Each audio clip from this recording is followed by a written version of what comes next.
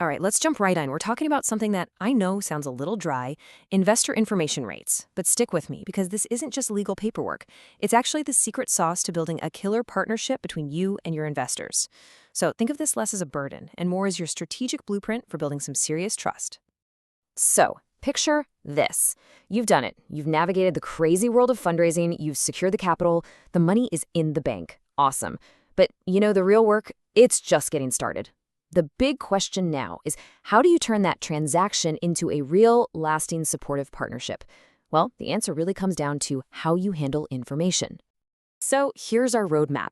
We're going to start with the absolute foundation, building trust. Then we'll get into what I like to call the investor's dashboard, all the key metrics they're watching.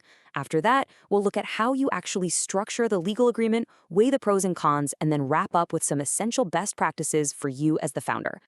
Okay, first things first. Before we get into all the nuts and bolts, we really have to understand the why behind all this. I mean, what are these rights, really? Because they're a whole lot more than just a reporting requirement. At its very core, this is what we're talking about. It's a formal deal, a legit legal agreement that gives your investors a clean window into how the company's doing. It's all about creating structured transparency so they can keep an eye on their investment and see how it's performing. So, what's the real goal here? Well, it breaks down into three pretty simple things. First, it helps your investors see if you're hitting your targets. Second, it gives them the info they need to make smart decisions, like whether to double down with more funding. And maybe the most important piece of the puzzle, consistent, honest reporting is just the absolute best way to build deep, lasting trust with the people who are betting on your vision. Okay, let's get practical. What kind of information are we actually talking about here? I think the best way to think about it is like a car's dashboard. It's that collection of key gauges that tells you everything you need to know. Your speed, your fuel level, your engine health, all at a single glance. An investor's dashboard usually has three main sections that together tell the whole story. You've got your hard numbers, the financial statements, which show where you've been. Then you've got the forward-looking stuff, forecasts and updates, which show where you're going. And finally, you have the ownership records, which make it clear who owns what piece of the pie. Diving into the financials, investors are going to want to see what we call the big three reports every quarter: your income statement, balance sheet, and cash flow. But they also need more frequent check-ins, like monthly snapshots of your cash burn and revenue, and pay close attention to that last point, variance reports. Investors love these because comparing your actual results to your budget shows them you know how to plan, and more importantly, how to execute. Next up, looking ahead. Investors need to see your game plan. That means a detailed annual budget for sure, but also the key performance indicators, or KPIs, that you're using to measure success. And beyond just the numbers, they want the story. They want to hear about those major partnerships, the big customer wins, and the product launches that prove you're making real, tangible progress. So for instance, let's say you're a software company. A super important KPI is your churn rate. That's the percentage of customers who cancel. A low number, like 2.5%, tells an investor, hey, our product is sticky, customers love it, and they're sticking around. Every industry has its own vital signs just like this one. And finally, we get to the ownership dashboard. This is all about the capitalization table, or cap table for short. It's basically just a spreadsheet that shows exactly who owns what percentage of your company. Investors really dig into this to understand things like potential dilution, how their ownership stake might get smaller over time because of things like employee stock options or other types of securities. Okay, so we know what information investors want. Now let's talk about how this all gets locked in. How do you actually set up the official rules of the road? Well, this whole framework is built on one single critical document, the Investor Rights Agreement, or IRA.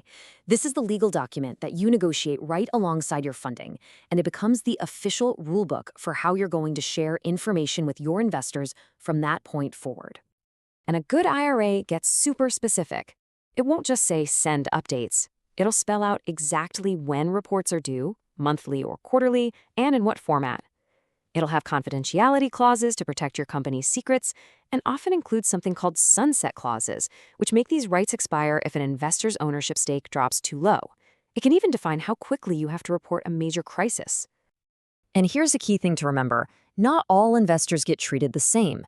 The IRA usually sets up different tiers. You might have a major investor, someone who owns, say, 5% or more of the company. They get the keys to the kingdom, detailed financials, board materials, the whole 9 yards.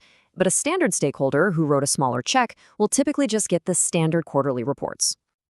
So far, this all sounds pretty good for the investor, right? But like pretty much everything in the startup world, these rights are a total double-edged sword. They can give you some incredible advantages, but they also come with some real challenges that you need to be ready for.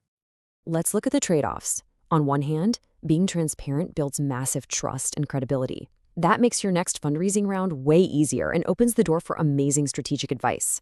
But on the flip side, it definitely creates more admin work for your team. There's always a risk of sensitive info leaking, and it can sometimes lead to an over-involved investor who starts to feel a bit like a micromanager.